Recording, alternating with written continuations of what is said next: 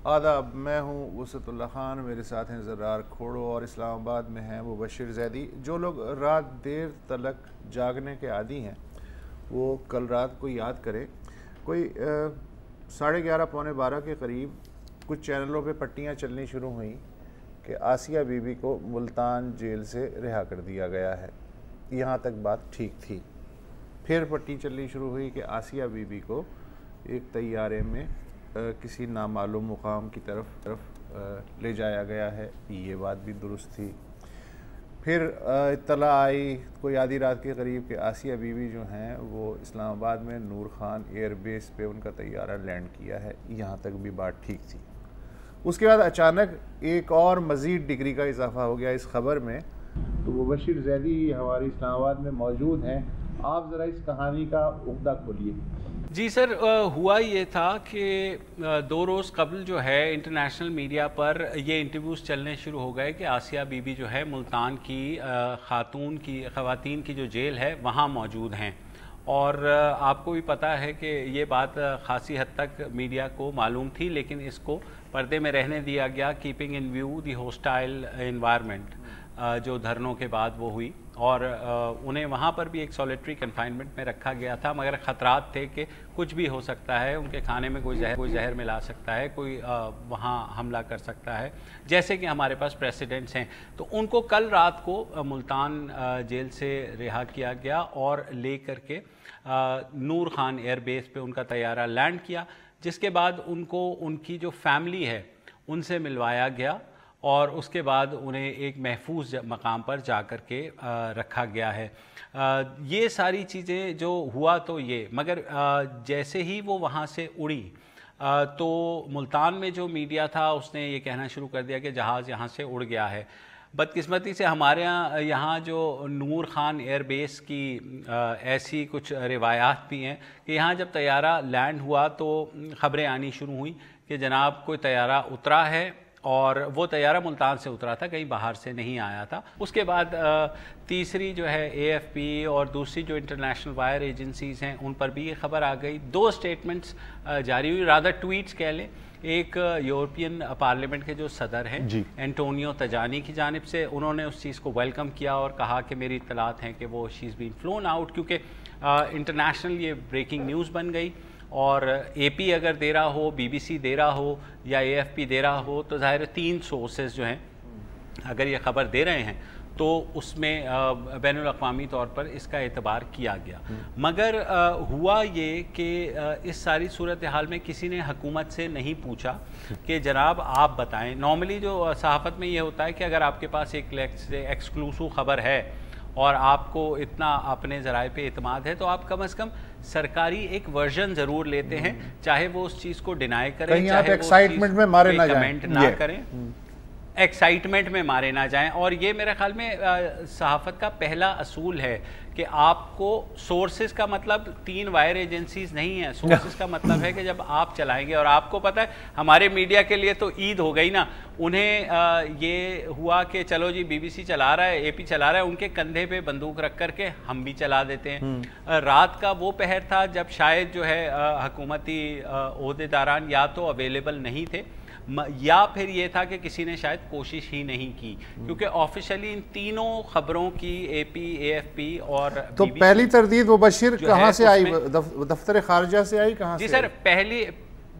पहली तरदीद आई वज़ीर आज़म के जो सेक्रेटरी हैं इफ्तिखार दुरानी और हमारे दोस्त जो आदिल शाहज़ेब हैं, हम न्यूज़ पे प्रोग्राम करते हैं, उन्होंने पहली ट्वीट की। उन्होंने कहा कि वज़ीर आज़म के जो प्रेस सेक्रेटरी हैं इफ्तिखार दुरानी साहब, वो कह रहे हैं कि आफिया मुल्क से बाहर नहीं गई हैं।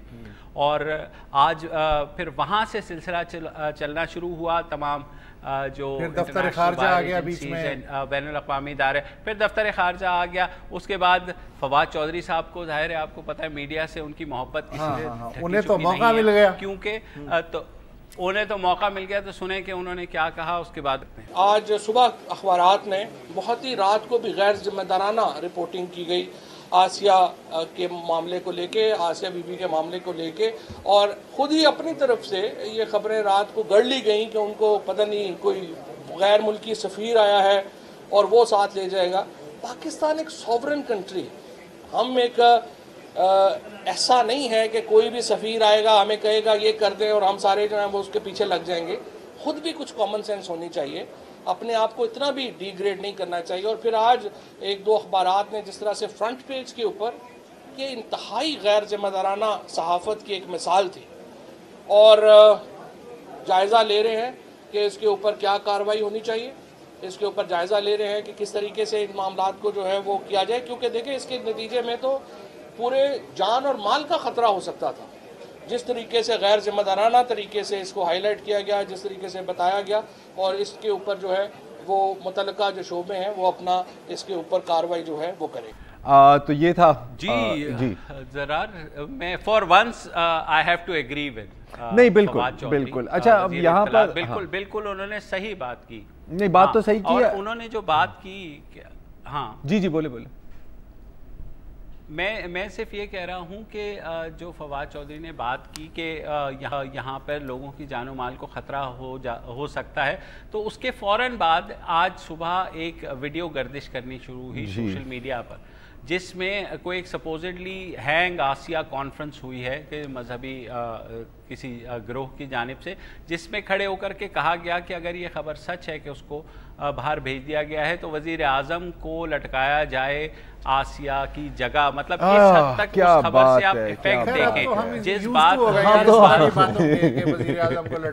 बहुत लोग यूज्ड टू हो गए हैं। शहरियार अफरीदी पर भी आएंगे थोड़ी देर में, वो भी बड़ी। हाँ जी मुबश्शिर बोले। हमें बेसिक्स को दोबारा से मेरे ख्याल में वो ये करना ये होगा खबर कि नहीं भी आई थी ना, तब भी जो है बहुत से खबरें आती हैं, लटकाने की बातें हो रही थी। अच्छा, इस दौरान मुबश्शिर उससे पहले अभी उस पर भी हम मजीद बात करेंगे ना, अभी तो नहीं, वो मैं कुछ और अच्छा आ रहा हूँ। और जो छोटी छोटी डेवलपमेंट्स हुई हैं, मसलन मोहम्मद सालिम जो हैं, जिन्होंने नज़र सानी की दरख्वास्त सुप्रीम कोर्ट में पेश की है, अदालत ने अभी उस दरख्वास्त की समाअत का दिन मुकर्रर नहीं किया है। ठीक है। अच्छा, इसी दौरान पीर अफजल कादरी जो हैं तहरीक लब्बैक के सरपरस्त आला, उनकी एक वीडियो भी सोशल मीडिया पे आई है। जब ये खबरें बहुत फैली कि हसास इदारों ने यकीन दिलाया है पीर साहब को कि आसिया हमारी तहवील में है जब तक नज़र सानी की दरख्वास्त पे फ़ैसला नहीं आ जाता।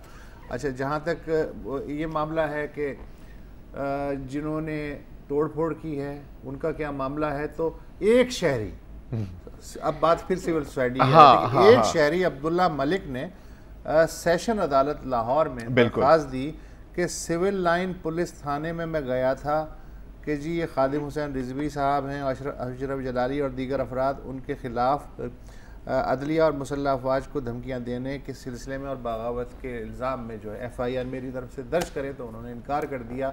तो सेशन कोर्ट जो है वो उसे हुक्म दे थाने को, तो सेशन कोर्ट ने जो है वो समाअत के लिए मंजूर कर ली है। ये एक कामयाबी हुई है। अच्छा, और जहाँ तक अपोजिशन का ताल्लुक़ है, तो अपोजिशन जो है वो फ़िक्रबाजी से बाज नहीं आ रही। आसिफ जरदारी साहब जो हैं, उन्होंने कहा जी कि मुझे मुस्लिम लीग नून और हुकूमत के दरमियान मैंने सुना है कोई NRO वगैरह हो गया है, मुझे इसकी तो इत्तला नहीं है। अलबत्ता ये ज़रूर पता है कि हुकूमत और ये जो धरना देने वाले और मुजाहरे करने वाले मौलवी हैं, इनके दरमियान ज़रूर NRO हो गया है।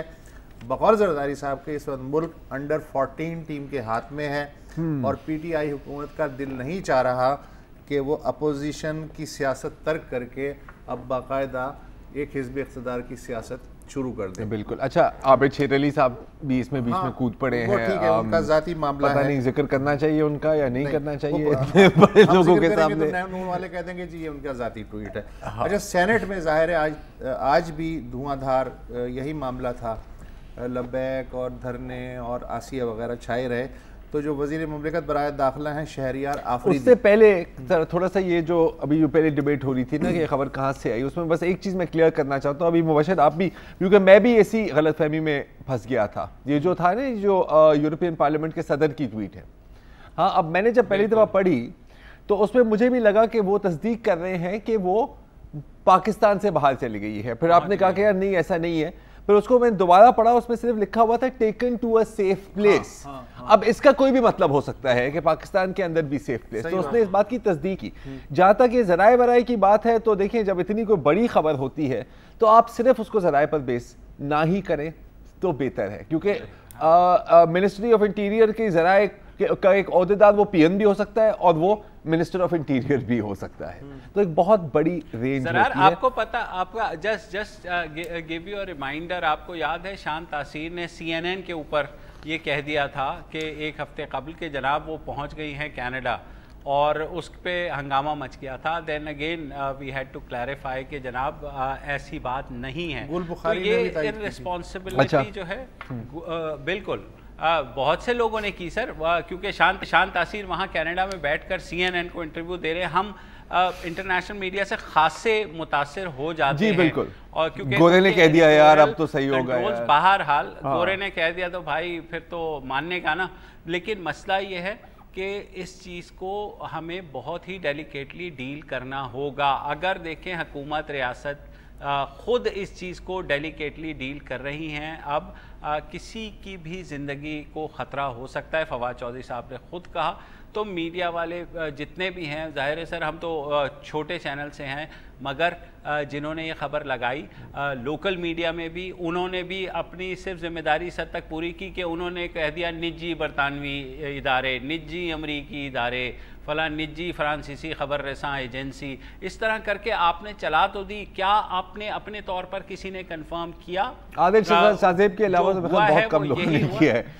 जी बिल्कुल बिल्कुल। और आदिल शाहजेब बेचारे को भी ज़ाहिर हंगामा मच गया, तो उन्होंने फिर कोई दोपहर रात को 2:30-3 बजे उनकी ये ट्वीट आई कि मेरी बात बिल्कुल। अच्छा सॉरी मुबशर, काटनी है मुझे यहाँ पे, हमें एक ब्रेक लेनी है, तो ब्रेक के बाद आते हैं। हुकूमत की स्ट्रेटेजी है क्या? हाँ ये आप जरा बताएं हमें स्ट्रेटेजी पर, ब्रेक के बाद।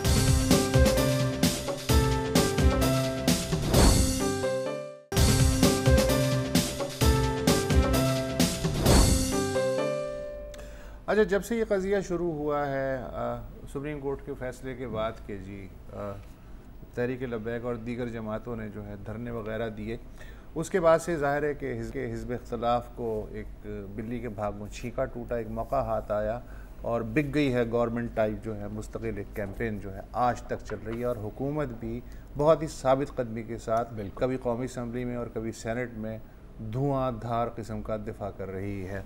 वज़ीर ममलिकत बराए दाखिला शहरियार आफरीदी आज उन्होंने ज़ाहिर सेनेट में इसी मौजू पे तबादला ख्याल किया और बताने भी दिए कि आप तो ये करते थे और हम ये करते हैं। टीप का बंद उनका ये था कि आप देखें कि 3 दिन में एक कतरा खून का भी नहीं बहा। बिल्कुल अचीवमेंट है जी। हाँ अच्छा, और फिर उन्होंने कहा कि वफाकी हुकूमत ने सिर्फ इसलिए समझौता किया है कि नए पाकिस्तान में खून रेजी नहीं होनी चाहिए। फिर उन्होंने ये भी कहा कि माहिदे में एहतजाजियों ने माफ़ी मांगी है, तो which is more than enough, और हुकूमत अपने ही शहरियों पे गोली चलाने की बजाय उन्हें गले लगा के बातचीत करने पे यकीन रखती है। बहुत कुछ उन्होंने कहा, तो पहले वो सुन लेते हैं, उसके बाद आप चाहें, मैं तो नहीं चाहूँगा। नहीं, मैं तो शायद चाहूँ, आप सुना दें। नए पाकिस्तान में पाकिस्तानियों पर गोली और डंडा चलाना ये माजी का वतीरा होगा, इस हुकूमत का वतीरा नहीं है। हम उनको गले लगाएंगे, उनसे बात करेंगे, उनको एंगेज करेंगे, उनके खदशात को दूर करेंगे। That what was the ultimate objective of the honourable prime minister and this present government. अगर सुप्रीम कोर्ट कोई डिसीजन देगी रियासत पाकिस्तान और स्टेट की रिट के लिए, उस तमाम डिसीजंस को मनवन इंप्लीमेंट करना रियासत की जिम्मेदारी है। नंबर 2, क्या चीज हुई? तो वो लोग जो कि जलाओ गिराओ में थे, पहली दफा इनके साथ लब्बैक की टीम के साथ जब बैठे, उनको हमने तमाम फुटेजेस दिखाई। ये हुकूमत थॉरो इन्वेस्टिगेशन करा रही है। कुछ पॉलिटिकल वर्कर्स जो ऐवानों में तो ये कहते थे कि हम यूज ऑफ फोर्स ना करें, हम आपके साथ हैं और इनसे मुफाहमत से बात करें, उनके वर्कर्स निकले और उन्होंने गिराव जलाओ किया है। And let me assure you, it's a commitment with the government of Pakistan, with the people of Pakistan, and on this forum that we won't forgive any one of them. We will make them an example जिन्होंने कानून को हाथ में लिया है। Honourable chairman साहब, किया क्या उन्होंने? हमने तमाम फुटेजेस जब लब्बैक को दिखाई, उन्होंने उनको डिसोन किया। उसके बाद एग्जाम्पलरी मेजर्स लिए गए और अरेस्ट हम इस जल्दबाजी में नहीं कर रहे कोई हम नंबर बनाए कि जी हमने इतने अरेस्ट कर लिए। प्रॉपर लीगल फ्रेमवर्क के अंडर बड़े तरीके से हम आगे जा रहे हैं। और ये आपको मैं बावर करा दूं, कल भी हमारी लब्बैक के साथ एक मीटिंग हुई है। मैं खुद एक दिन बाद फिर जा रहा हूं, प्राइम मिनिस्टर साहब को और तमाम की स्टेक होल्डर्स को ब्रीफ करने नहीं के हमने तहरीके लबैक को वीडियोस दिखाए, तहरीके लबैक ने कहा नहीं ये हम नहीं है, कोई स्टेप उनकी अप्रूवल के बगैर हुकूमत नहीं ले रही, कहने का मकसद बेसिकली अगर वो ये कह देते हाँ ये है बदमाश इसे पकड़ लो, फौरन पकड़ नहीं मतलब, लेकिन यार वैसे मैं एक बात मानता हूँ, जितनी एक कन्विक्शन और एनर्जी और पैशन के साथ बात करते हैं ना, मैं ख्याल शायद इनको भी अपनी बात पर भी यकीन आ जाता होगा, क्योंकि पता नहीं मुझे शायद नहीं आ रहा, क्योंकि एक बात दूसरी बात इतराज क्या है या मैं बता रहा हूँ। अच्छा, एक तो कि जिन लोगों की कॉल पर फसाद हुआ उनसे आपने पूछा कि सर ये आपके, उन्होंने कहा नहीं जी मैंने तो कभी पहले देखा ही नहीं। अच्छा, ये वही है जो बेचारे केले वाले ठेले के बच्चे से झूठे, लेकिन वो दूसरी पार्टियों के वर्कर्स थे। ये भी बड़ी मजेदार बात है, दूसरी पार्टियों के वर्कर्स थे जो ऐवान में बैठी हुई हैं और जो हुकूमत को ताने दे रही हैं कि आपने ताकत इस्तेमाल नहीं किया और आप बिक गए हैं। तरीके लबैक भी ऐवान में बेसिकली ये नून के वर्कर थे जो केले लूट रहे थे, पीपल्स पार्टी के वर्कर थे जो पथराव कर रहे थे, मोटरसाइकिलें चला रहे थे, तो पक्के थे उसके अंदर, ये तो मतलब मैं ख्याल गारंटी के साथ आप कह सकते हैं ये लोग थे। अच्छा, इनके खिलाफ रिट। दूसरा मुझे एक जी मुबश्शिर, मुझे एक सिर्फ ये है कि आधी इनकी जो तकरीर है उस जुमला इन्होंने ये यूज़ किया है गोली और डंडे का, तो मेरे ख्याल में गोली तो जाहिर है कोई भी नहीं चाह रहा था, लेकिन डंडा चलाने में कोई हर्ज नहीं होता, क्योंकि जब इतने लोगों को आप यरगमाल बना लें, मुल्क को 3 दिन तक आप मेन शाहराहें ब्लॉक कर दें, ट्रेन लाइंस ब्लॉक कर दें, शॉप्स क्लोज हो, बच्चे स्कूल ना जा पाए, तो डंडे। मुबश्शिर बात सुनो, हमारे जो दोस्त हैं शहरियार आफरी, उन्होंने कब इनकार किया है कि वो डंडा नहीं चलाएंगे? उन्होंने कहा है कि ये जो शरपसंद हैं इनका ताल्लुक लब्बैक से नहीं है, दूसरी पार्टी से है, लिहाजा इनको एक एक करके गिरफ्तार किया जा रहा है और कानून के मुताबिक इनसे निपटा जाएगा। अच्छा, ये तो ये और मुबश्शिर मतलब बिल्कुल मैं वुसअत को सपोर्ट कर रहा हूँ इस पॉइंट पर, नहीं बिल्कुल एक और बात भी की है कि हम एक एग्जाम्पल बनाएंगे उनका। अच्छा, ये भी बिल्कुल वही यूरोपियन पार्लियामेंट की सदर वाली ट्वीट है, taken to a safe place. इन्होंने कहा है एग्जाम्पल बनाएंगे, गुड एग्जाम्पल बैड एग्जाम्पल इसकी बात नहीं की, ठीक है ना। और ये ही ना कि जी ये जो कानून अपने हाथ में लेगा हम उसके साथ ये करेंगे वो करेंगे, ये बात आपको 4 दिन बाद समझ में आ रही है, जब लोगों ने कानून को अपने दिन गुजर रहे हैं, एतमाद बढ़ता जा रहा है। हाँ, एतमाद बढ़ता है यार, ये तो वाकई हैंड हुआ है हमारे साथ। हाँ, और एक और साहब डंडा तो चला रहे हैं लेकिन हवा में, ये भी है और जो डंडा है वो खाली हवा में चला। अच्छा, ये जो एक बड़ी मजेदार हमेशा बात की जाती है कि सर हमारे अपने लोगों के खिलाफ हम कैसे कर सकते हैं।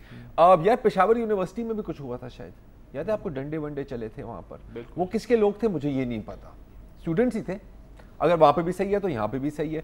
दूसरी बात कि जी अपने लोगों को हम गले मिलाएंगे। अच्छा, कोई बंदा तोड़फोड़ कर रहा है, फर्ज करें खुदा ना खास्ता शहरयार अफरीदी साहब के घर में डाकू पहुंच जाए और वो सारी चोरी वोरी करके बोरिया बिस्तर लेकर, हाँ मतलब तकिए समेत लेकर वो बाहर निकल रहे हैं। अच्छा, पुलिस ने घेराव डाला हुआ है, हाँ वो बाहर निकलते हैं, अब पुलिस कहती है सर आप बिल्कुल बिस्मिल्लाह निकल जाएं, और फिर उनसे पूछे शहरयार अफरीदी साहब के सर आपने उनको रोका क्यों नहीं, आपने उन पे गोली चलाई। यार हम अपने लोगों पर गोली चलाएं, चोर हैं तो क्या चोर है तो क्या हुआ, है तो पाकिस्तानी, है तो अपने शहरी, हम उनको गले लगाया और कहा कि बिस्मिल्लाह अगली दफा तो बॉस तू देखना। देखो पहले भी एक तरीका होता था, ये मुझे लगता है कोई सूफी मसलक भी है कि पहले होता ये था कि आप जो हैं आपके हुस्न सलूक से सामने जो है लोग वो मुसलमान हो जाया करते थे या आपके रास्ते पे चल पड़ना पड़ता हो सकता है। तो अब ये जो अजलम तशद्दुद की जो एक सिलसिला इन्होंने शुरू किया है शहरयार आफरीदी साहब की क़यादत में, तो उम्मीद है कि ये चूँकि ख़ुद मिसालिया बनेंगे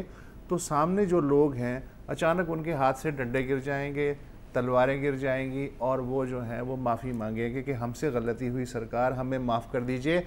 सच्चाई की जो पावर है और जो पैसिव रेजिस्टेंस की पावर है और जो नॉन वायलेंट एटीट्यूड की पावर है, आप देखिएगा इस नए पाकिस्तान में किस तरह झिलमिलाती है। बिल्कुल, और इसी बात पर मेरा ख्याल है कि हम ब्रेक ले लेते हैं। हम ब्रेक ले लें मुबश्शिर, आई एम सॉरी, आपने कुछ कहना है तो कह दें, चलें जल्दी करें। हाँ, मैं सिर्फ ये कह रहा था कि प्रॉब्लम ये है कि जो इदारे हैं ख़ास तौर पर चीफ जस्टिस ऑफ पाकिस्तान, उन्होंने कम अज़ कम जो है वो इस चीज़ का नोटिस लिया है, मगर फ़ौज के ख़िलाफ़ जो आवाज़ उठी थी TLP, उसके मामले में वहाँ से जो खामोशी है मेरे ख्याल में उसने भी बड़ा इम्पैक्ट डाला है। इस वक्त इदारों को चाहिए कि हुकूमत को जो है TLP ने, और क्या करे यार, तुम जान लोगे मुबशिर, क्या हो माफी मांग तो ली यार, मायदे में माजरत पता नहीं तुम क्या चाह रहे हो। आपको Pakistan army act 1952 section 31 mutiny पर बात करने की कोई इजाजत नहीं है। और अब हम ब्रेक वक्फा ले लें। ब्रेक ले लें।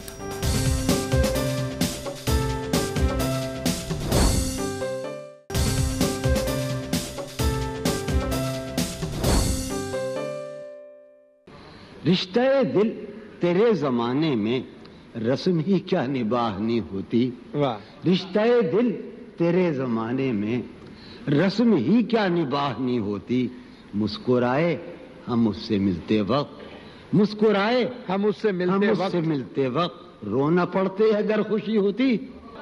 मुस्कुराए बहुत अच्छे मिलते वक्त रोना पड़ते अगर खुशी होती। बहुत अच्छे अगर खुशी होती। दिल में जिनका निशान भी न रहा, क्यों न चेहरों पे अब वो रंग खिलें। अब तो खाली है रूह जज्बों से, अब तो खाली है रूह जज्बों से। अब भी क्या हम तपाक से न मिले। वाह वाह वाह वाह, अब तो खाली है रूह जज्बों से। 16 साल हो गए इन्हें, जॉन एलिया साहब को इस दुनिया से रुखसत हुए हैं। अच्छा, बहुत से शायर मैंने देखे अपनी ज़िंदगी में जो ज़िंदगी में ही फौत हो गए, लेकिन जॉन साहब के साथ एक अजीब मामला हुआ है कि जॉन साहब जितने अपनी ज़िंदगी में मशहूर थे ना, जाने के 16 साल बाद उससे डबल ट्रिपल तादाद में, और वो भी जो नई नस्ल है ना उसमें ज़्यादा वो मशहूर है। और नई नस्ल भी अपनी अकीदत में इनसे वही शुरू कर रही है जो फराज साहब के मरने के बाद किया गया था। अच्छा, इसके बारे में मैं आपको तो कुछ बताना चाह रहा हूँ। आज सोशल मीडिया पर, ट्विटर पर ही बहुत लोगों ने रिक्वेस्ट किया, आपसे डायरेक्ट रिक्वेस्ट किया कि मुझे पता है कि वो तो नहीं इस्तेमाल करते, उनको प्लीज़ बता दें कि यार एक सेगमेंट हो जाए जी जॉन साहब पर।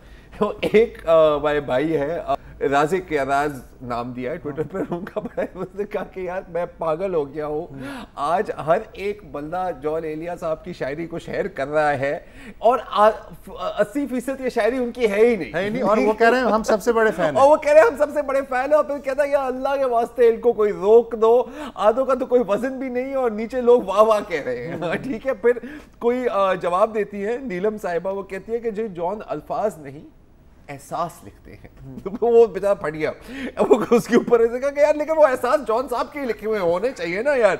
अब तो बस जॉन की तस्वीर है और साथ डब्बे में डब्बा, डब्बे में केक वाले शेर लगने लग गए हैं, बस सब ही हो चुका है इसी की कसर। शेर अपना है, आखिर में सिर्फ जॉन लगाना है, जैसे फराज लगा दिया जॉन लगा नहीं, जैसे अल्बर्ट आइंस्टाइन मरहूम, हाँ, उनके भी अगर आप फेसबुक पर कोट्स देखें यार उससे कभी ऐसी कोई बात नहीं। लेकिन ये तो वो है ना जो तफरीह हो रही है, लेकिन सीरियसली सोशल मीडिया पे कम से कम 3 सफ़ात ऐसे हैं जॉन के जिनकी जो फॉलोइंग है वो 1 लाख से ऊपर है, इससे आप अंदाजा। अच्छा, और इंडिया में खुसूसन दिल्ली में बाकायदा 2 अंजुमने तो मैं ही जानता हूँ जिनका काम ही ये है कि जॉन को पढ़ना और उसके शेयरों पे गुफ्तगू करना। अच्छा, अब इन 16 सालों में डिबेट मेच्योर होके कम से कम इस स्टेज तक तो आ गई है कि अब ये बहस शुरू हो गई है कि जॉन एलिया क्या बड़े शायर हैं उर्दू के या अहम शायर हैं। इस पे जो है अब कई हिस्सा ले रहे हैं, या ये कि उनके जो तजर्बात हैं शेर में वो आफाकी नौयत के हैं या ज़ाती नौयत के हैं।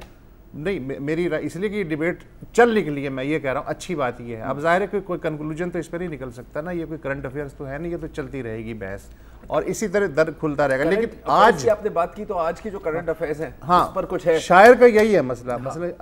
अब ये तय हो गया ये अहम शायर है या बड़ा शायर है, ये तो दूसरों का काम है, लेकिन आज के रेलेवेंस में अगर शायरी जॉन की आज भी रेलेवेंट है तो मैं जो हालात चल रहे हैं, मैंने कुछ शेर जो है उनके निकालने की कोशिश की, आप कहें तो मैं सुना देता हूँ कि इलाज है कि मजबूर कर दिया जाऊं, वगरना यूं तो किसी की नहीं सुनी मैंने, है ना कुछ आपको याद जरूर आएगा। अच्छा, मुबशिर आपको भी अफरीदी साहब याद आ रहे हैं जी, बिल्कुल, और मुबशिर के लिए भी मुबशिर। अच्छा चले भाई, अब ध्यान से सुनो। हाँ, क्या बताऊं कि मर नहीं पाता, जीते जी जब से मर गया हूं मैं।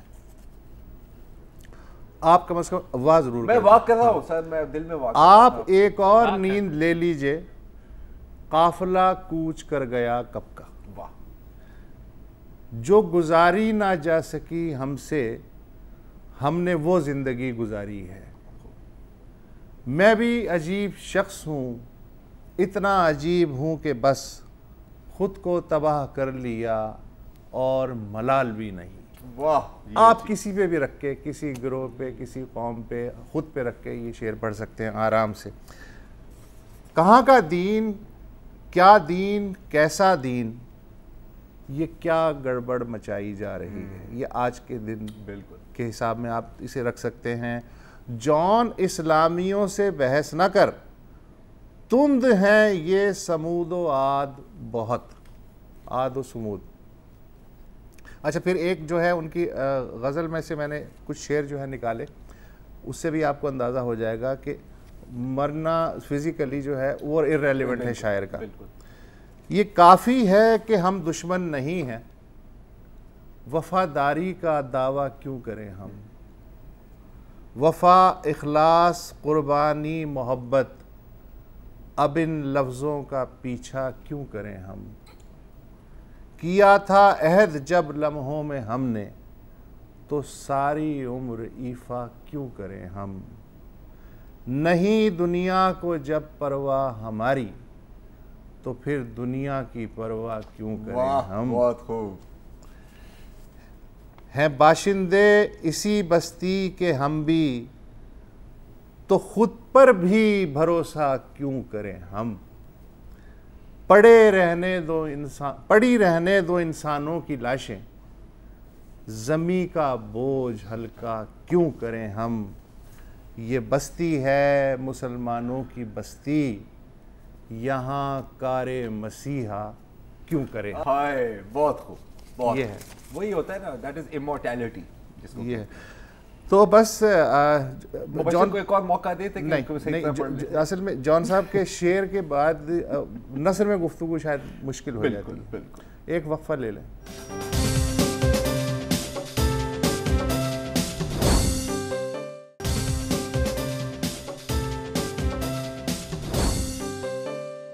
Welcome back. और अब थोड़ी नजर डालते हैं अमेरिका शरीफ पे। आज अगेन अब तो हस्बे मामूली में कह सकता हूँ, एक कैलिफोर्निया की जो रियासत है अमेरिका में, वहाँ पर एक बार में एक मैस शूटिंग इंसिडेंट हुआ है जिसमें 13 लोग जाँ बहक हुए हैं, हलाक हुए हैं।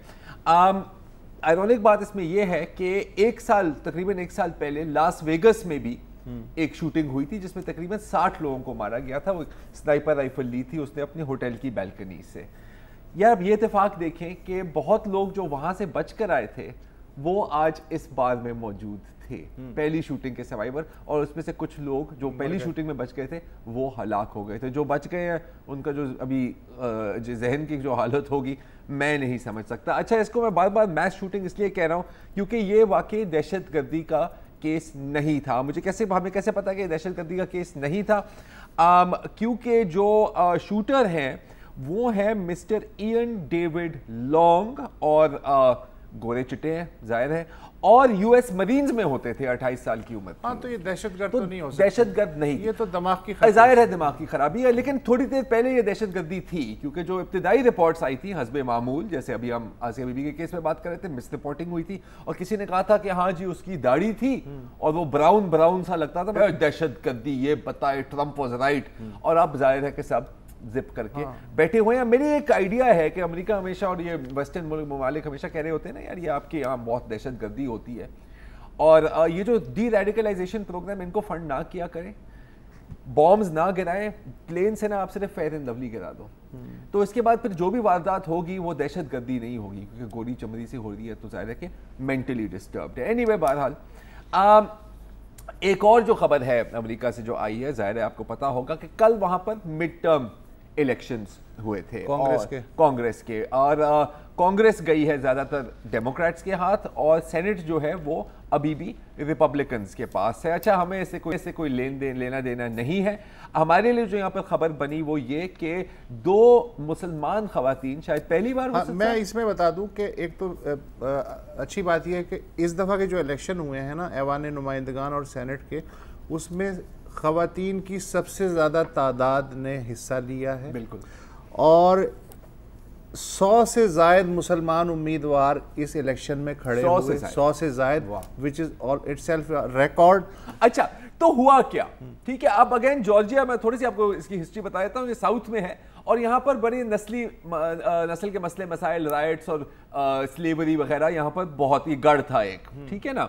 तो जो अमीर और कंजर्वेटिव वोटर्स हैं वो ज्यादातर सफेद फार्म हैं और वो ज्यादातर रिपब्लिकन्स को, जो गरीब हैं और जो कुचले हुए हैं सियाह फार्म वो ज्यादा डेमोक्रेट्स के पास जाते हैं। और यहाँ तो लिटरली ये ब्लैक वर्सेस वाइट वाली टाइप रेस थी। हाँ, कैंप साहब के दौरे सदारत में इलेक्शन कमिश्नर होने के दौरान तकरीबन 50,000 वोट एप्लीकेशंस होल्ड पर हैं। अच्छा, गेस करेंगे 50,000 में से अक्सरियत किनकी है?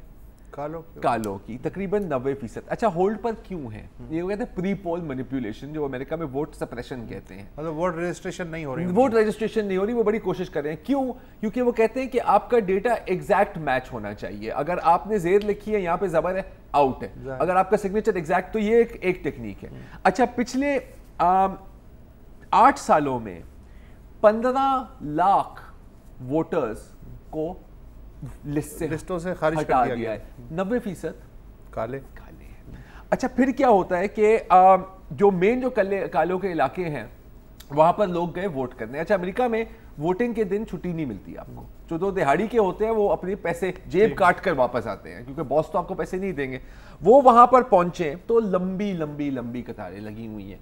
पता लगा क्या हुआ, उसने कहा कि जी जो वोटिंग मशीन्स है ना हमारी, उसमें जो बैटरीज हैं वो डेड हो गई हैं। तो लोगों ने कहा, सुनी खबर लग सर अब मजीद है, अब ये सुने। हाँ, फिर लोगों ने कहा कि सर मतलब लेकिन अब स्कूल है, ये वोट पोलिंग स्टेशन स्कूल है, यहाँ पर तो हर 2 फुट के बाद कहीं प्लग है, आप प्लग इन कर लो। उसने कहा जी वो हम तारे नहीं लाए प्लग करने के लिए, तो आपको बस कोई 8 घंटे यहाँ पर इंतजार करना होगा। अब आधे लोग तो सिस्टम बैठ गया या बिठा दिया गया? सिस्टम बैठ गया या बिठाया गया, राइट। अच्छा, फिर क्या होता है कि इतवार के रोज, क्योंकि जो आधे जो काले सियाह फार्म होते हैं उनके पास अपनी गाड़ियां नहीं होती, तो जो चर्च होते हैं वो आपको ऑर्गेनाइज करके ले जाती है बसों में। अच्छा, एक बस भर के जा रही थी, एक ऑफिशियल की कॉल है कि सर आपके पास परमिट नहीं है इस बस की, आप बस को वापस रोके। तो ये चीजें भी हो रही हैं। फिर वो कि आप आईडी कार्ड के बगैर वोट नहीं कर सकते। अच्छा, आईडी कार्ड कहाँ से लेंगे? क्योंकि आपने जितने भी जो मोटर व्हीकल के डिपार्टमेंट हैं, जैसे जहाँ से आईडी कार्ड मिलता है, वो जो सारे जो सियाह फार्म इलाकों में थे वो बंद कर दिए हैं, क्योंकि सर वो फाइनेंशियल क्रंच है, सर बजट का मसला है।